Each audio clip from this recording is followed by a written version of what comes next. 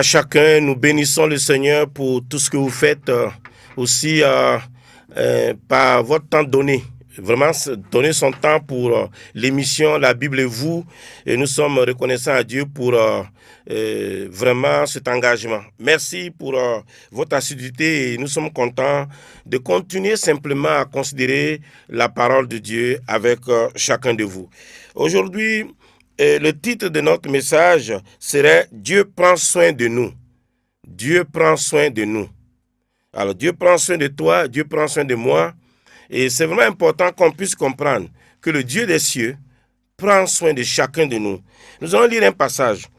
Dans Ésaïe au chapitre 27, le verset 1 à 3, il est dit « En ce jour, l'Éternel frappera de sa dure, grande et forte épée le Léviathan, serpent fuyard, le Léviathan, serpent tortueux, et il tuera le monstre qui est dans la mer. En ce jour-là, chantez un cantique sur la vigne. Moi, l'Éternel, j'en suis le gardien, je l'arrose à chaque instant, de peur qu'on ne l'attaque. Nuit et jour, je la garde. Très intéressant. Nuit et jour, notre Dieu garde sa vigne. Dieu prend soin de toi et Dieu prend soin de moi. Et ça, on ne peut pas enlever ça à Dieu. Il prend soin de toi.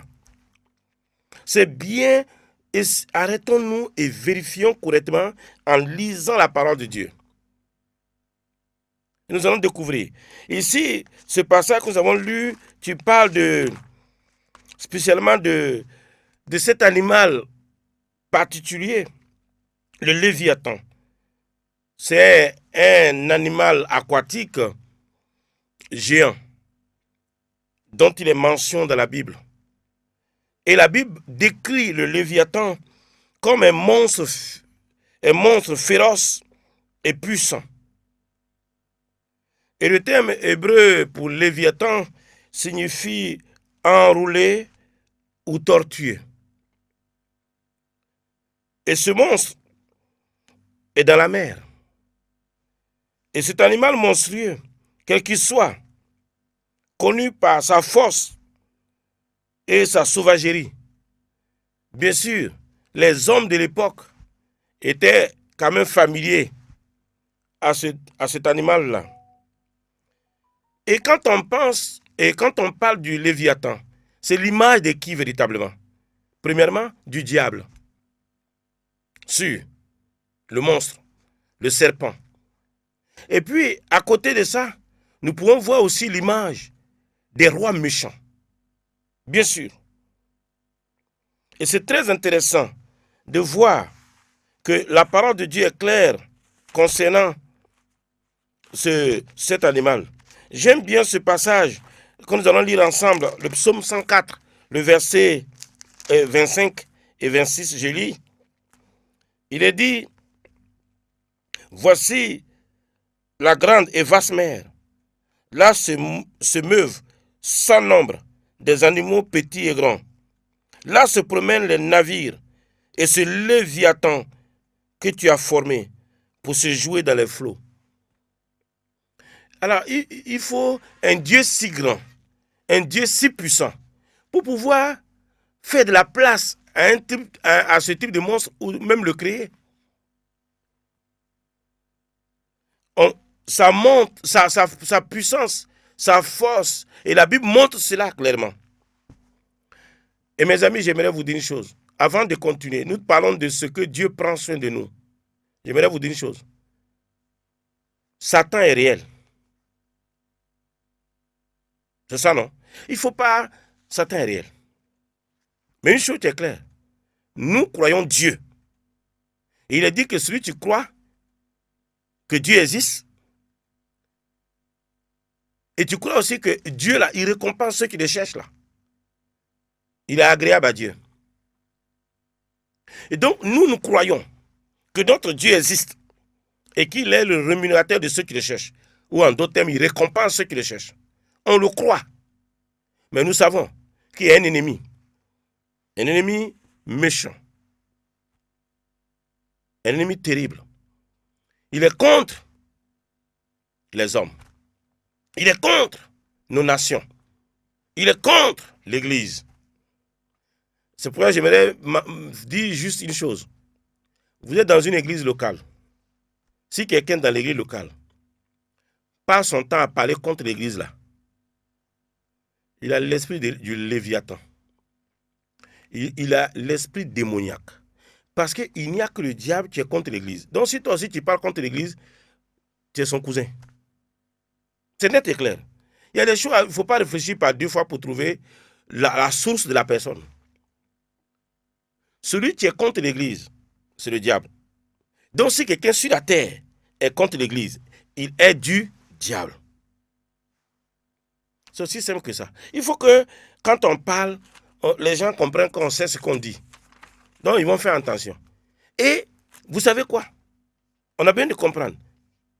Ce Léviathan, il est le symbole, c'est-à-dire des rois méchants qui sont amusés à être contre le peuple de Dieu.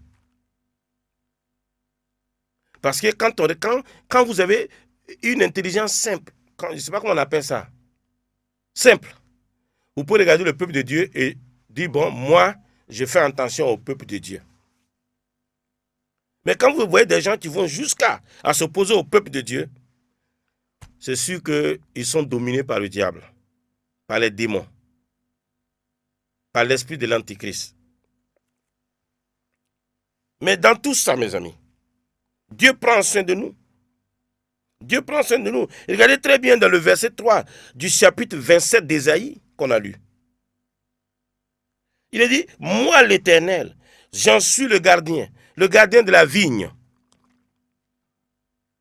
Je l'arrose à chaque instant, de peur qu'on l'attaque. Nuit et jour, je la garde.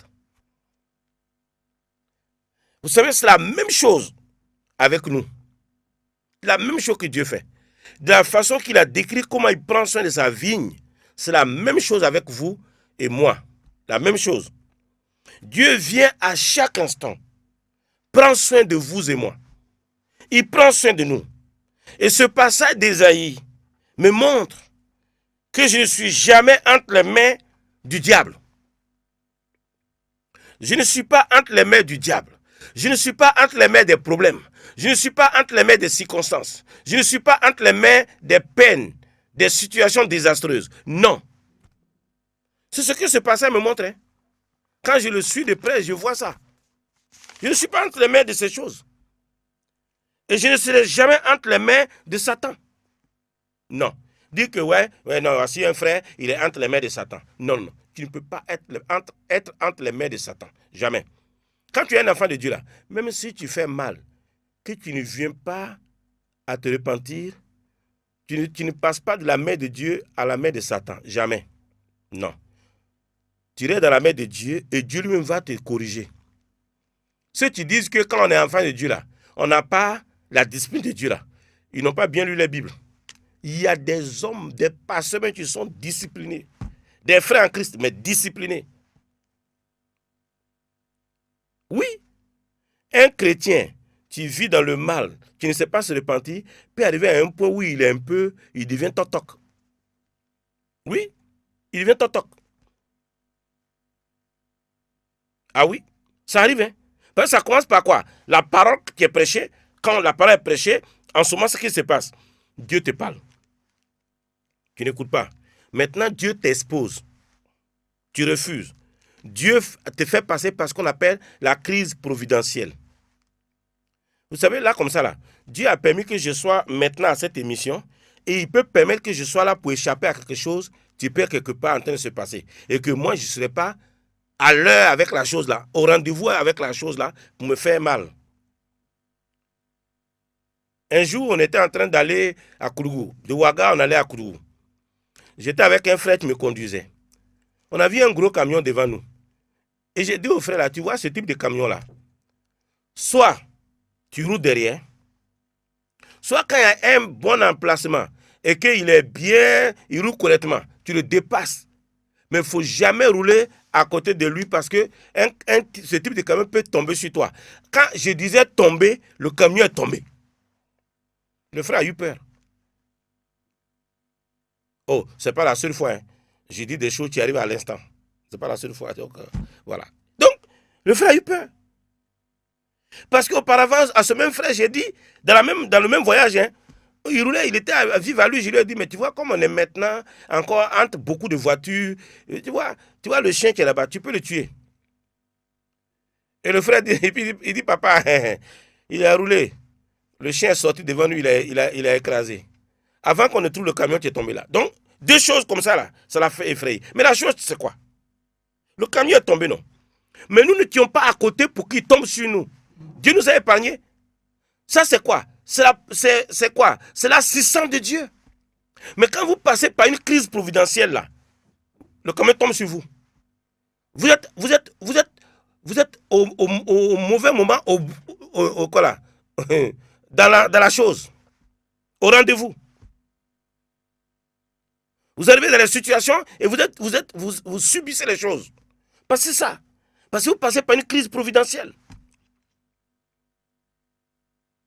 Dieu discipline ses enfants. Ça là, faut pas, mon frère, faut réétudier ta Bible. Faut réétudier ta Bible. Il dit châtie celui qu'il aime. Donc ça là, faut pas enlever ça. Hein.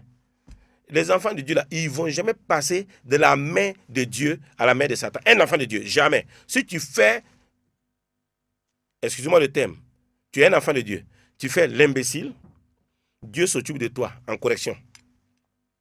Tu peux être assis, ton enfant voit une mangue mûre. Il dit, papa, la mangue là, papa, la mangue. Et puis il dit, oh, ça c'est une branche un peu, c'est pas très haut, je peux grimper, puis prendre la mangue là. Quand tu grimpes dessus là, tu t'es cassé une jambe en même temps. Crise providentielle. Parce que tu vis dans quelque chose, tu ne veux pas te repentir. Dieu gère ça. Dieu nous gère. Dieu ne va jamais laisser son enfant entre les mains du diable. Aucune circonstance ne peut prendre contrôle de nous. Nous sommes entre les mains de Dieu et personne ne peut nous ravir de sa main. Je voulais situer ça clairement. Donc Dieu prend soin de nous. Satan peut être utilisé comme un instrument pour que je sois béni. Les circonstances peuvent être utilisées pour que je sois dans le droit chemin. Des moments difficiles peuvent venir pour que je prenne conscience de la réalité de qui est mon Dieu. Sûr. Mais je ne serai jamais entre les mains d'une situation. Jamais. Je suis certain d'une chose. Je suis entre les mains de mon Dieu. Ah oui, je suis dans sa main. Aujourd'hui, dans le monde chrétien, il y a toutes sortes de confessions. Et diverses confessions ont tendance à dire que Dieu ne fait pas son travail. Notre façon de faire là, les gens regardent et disent, on exprime même que Dieu ne fait pas son travail. Mais est-ce que vous savez que notre attitude est menteuse? Nous mentons. Parce que Dieu a l'œuvre. Notre Dieu a l'œuvre. Et plusieurs, pour leur confession, ne révèlent même pas que Dieu prend soin d'eux. Ils sont plusieurs. Ils ne peuvent pas révéler dans leur attitude que Dieu prend soin d'eux. Mon frère, révèle aux gens que Dieu prend soin de toi. Même dans la souffrance, même dans la maladie, même dans le manque. Montre aux gens que Dieu prend soin de toi. Qui t'a dit que le manque est un malheur? Qui t'a dit ça? Si c'est ça, tous ceux qui sont dans l'abondance là sont heureux. Ils sont dans le bonheur comme ça. Ils ont tout. Ils ont bonheur. Allez-y vérifier. Pourquoi dans des gens, dans des maisons des gens, ayant tout, il y a pendaison. Dans des maisons des gens, il y a suicide, alors qu'ils ont tout. Arrêtons ça. Arrêtons de comprendre l'évangile de façon bizarre, erronée, je veux dire. Nous donnons parfois l'impression que Dieu nous a abandonnés et que nous sommes livrés aux gens. Mais écoutez, des gens peuvent vous poursuivre, vous fatiguer autour de vous. Ils cherchent votre mal. Mais vous savez quoi? Vous n'êtes pas entre les mains. Non. Dieu ne t'a pas livré aux mains des gens dans ton entourage. Même s'ils ont des choses qui peuvent être en place contre toi, de toutes les façons, tu n'es pas entre les mains. Et s'ils s'amusent, ils verront que c'est vrai. Peut-être tu as fait une erreur, mais tu n'es pas entre les mains. Je dis bien, Dieu ne livre pas ses enfants entre les mains de Satan, ni entre les mains de qui que ce soit. Non. Ses enfants sont entre ses mains et dans sa main. dans sa main percée, sa main ensanglantée là, c'est là, dans ses mains-là, que tu te trouves. Dans sa main. Et beaucoup de chrétiens ont l'impression qu'ils sont livrés aux circonstances. Vous savez, dans le psaume 66, verset 20, nous lisons, il dit, béni soit Dieu, qui n'a pas rejeté ma prière et qui ne m'a pas retiré sa bonté. J'aime ça. Il ne m'a pas retiré sa bonté. La bonté de Dieu, c'est le essai de Dieu. Ici, bonté, c'est la grâce de Dieu. La grâce de Dieu. Mes amis, il ne nous retire pas sa grâce. Même la grâce de souffrir. Bien sûr. Tout est bon. La grâce ici, c'est quoi? Ça veut dire que vous et moi, là, écoutez bien, vous et moi, là, il y a des choses que Dieu a préparées, que vous et moi, on ne mérite pas, mais qui sont à nous. Et même si on avait dit, bon, il y a des gens qui méritent des choses, ils méritent quoi? Ils ont quoi même? Avec leur mérite.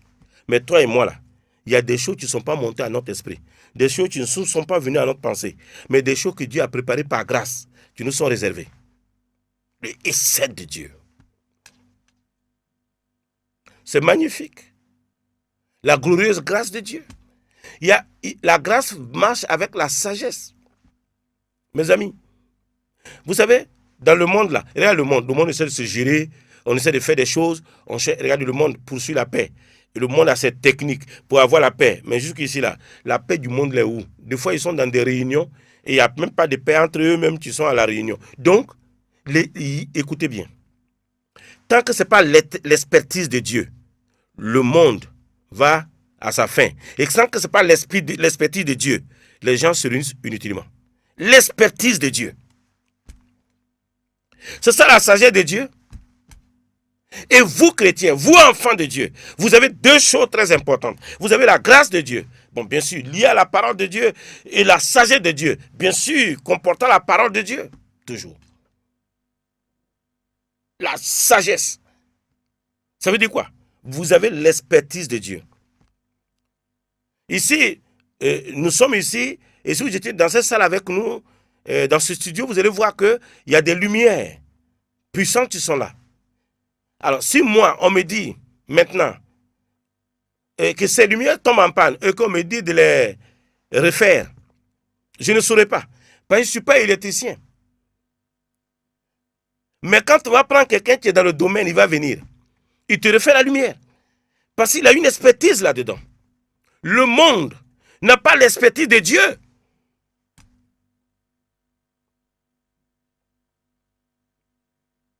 C'est pour cela un célèbre journaliste a dit ceci, que quand un petit pays et un grand pays sont en conflit, l'ONU apparaît et le petit pays disparaît. Il dit, mais quand deux petits pays sont en conflit, l'ONU apparaît et les deux petits pays disparaissent. Quand deux grands pays sont en conflit, l'ONU disparaît. Donc, parce que c'est quoi? Toutes ces organisations-là n'ont pas l'expertise de Dieu. Non, ils n'ont pas l'expertise de Dieu. Vous regardez le monde là, il n'y a pas. Il faut l'expertise de Dieu. C'est que moi, si je suis fabricant de quelque chose, je vous donne, avec ce que j'ai fabriqué, je vous donne, comment on appelle, un guide. Le guide du fabricant. Je vous donne le guide. Il dit, voici la notice de ce que j'ai fait. Vous refusez de consulter la notice et vous voulez mettre en marche la machine. Elle peut même vous décapiter, la machine là. Oui. C'est pour cela, mes amis, il faut bien comprendre. Dieu a créé ce monde et il a donné une notice. C'est la Bible. Vous refusez la notice de Dieu. Hey, tu as fait comment? Mais tu n'as pas l'expertise de Dieu. Tu es dans la confusion sur sa terre. Tu es dans la confusion dans son monde créé. Confusion totale.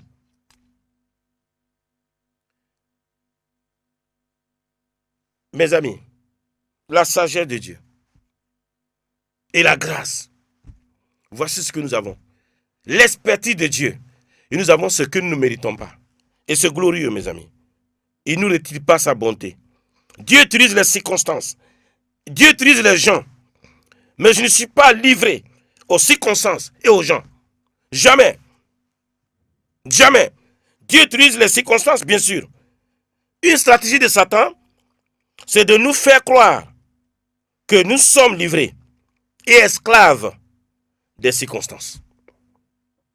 Et beaucoup de chrétiens croient, quand ils voient une situation, ils disent, ah, vous savez, parfois les gens disent comme ça, tu parles à un frère, tu dis dans la situation, il t'explique une situation, tu dis, frère, tu sais quoi, Dieu va intervenir. Et puis le frère dit comme ça, hey, pasteur, il n'a qu'à intervenir maintenant là, je suis fatigué. Mais depuis on dit, il intervient, maintenant là, il n'a qu'à intervenir en même temps. Vous voyez, ce n'est pas une foi, c'est de l'incrédulité, il est en train de manifester comme ça. Et ses paroles ne sont pas bonnes. Ça veut dire quoi? Il ne s'attend même pas à Dieu. Mais j'aimerais vous dire une chose. Commençons à nous attendre à Dieu. Ayons une attente joyeuse que notre Dieu va intervenir. Mes amis, notre Dieu va intervenir. S'il vous plaît, enseignez la parole de Dieu aux gens. Et ils auront l'expertise de Dieu. Et ils pourront faire différemment. Ils auront l'expertise de Dieu. Et ils vont faire différemment. Tous ces chrétiens qui ont été persécutés, qui ont fui dans d'autres pays, c'est eux qui ont inventé beaucoup de choses. Ces gens qui étaient là, adorateurs des caïmans et tout ça, ils ont inventé quoi? Non. Mais les gens qui suivaient Dieu, ils ont perçu des choses, mais extraordinaires. Et ils ont inventé des choses. Allez-y fouiller.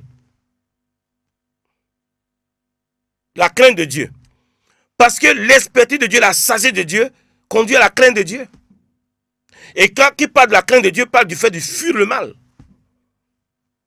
Mes amis, nous avons parlé tantôt du Léviathan.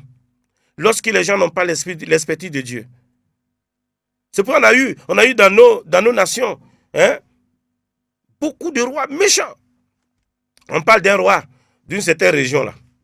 Sa belle-mère, pour le visiter, est venue avec du piment pour lui donner. Et là, il a fait asseoir la vieille mère là. Et puis il a fait elle a manger tout le piment. Ouh! Elle a mangé tout. Et la vieille, quelque temps après, elle est morte. Comment il peut faire manger à la vieille là, le piment là? Ça, c'est quelqu'un qui a l'esprit de Satan. Et on a besoin de comprendre qu'aujourd'hui encore, le Léviathan opère. Et nous avons besoin de comprendre que lorsque nous pouvons voir des gens qui travaillent à protéger, ils sont encouragés. Qui travaillent à faire avancer le peuple, ils sont encouragés. Des gens qui travaillent à protéger le peuple, ils sont encouragés. Il faut encourager. Il faut voir qu'il faut les encourager. Mais il faut toujours les amener à comprendre l'expertise de Dieu. L'expertise de Dieu. Parce que Dieu a sa manière et ça marche. Dieu a sa manière et ça marche.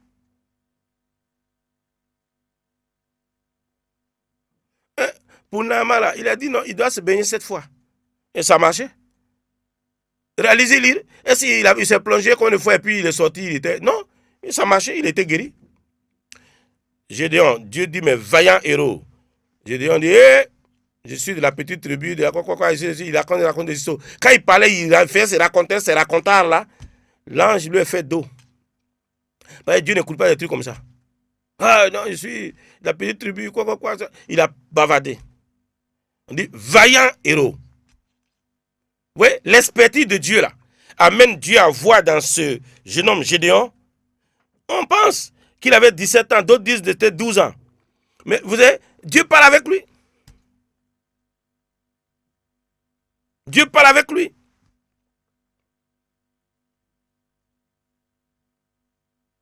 Et Dieu dit, mais tu vas aller, et puis il dit, mais il va combattre les ennemis avec quoi?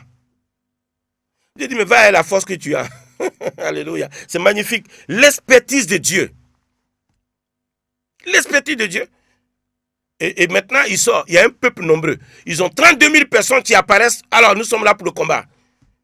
Dieu dit, il faut leur dire, tous ceux qui ont peur n'ont qu'à aller chez eux à la maison. Ils n'ont qu'à rentrer chez eux. 22 000 ont levé la main. Nous avons peur. Rentrez chez vous. Le reste, là, Dieu dit, ils sont encore nombreux. Il s'est retrouvé à 300 personnes. Regardez le plan de bataille. C'est pas comme ça qu'on fait bataille. Mais dans l'expertise de Dieu, Samson gagne. Parce que Dieu prend soin de nous. Dieu prend soin de moi. Et si nous perdons de vue que Dieu prend soin de nous, alors nous tombons dans le piège de Satan. Et nous sommes des gens, nous ne comprenons plus que nous sommes des gens libres.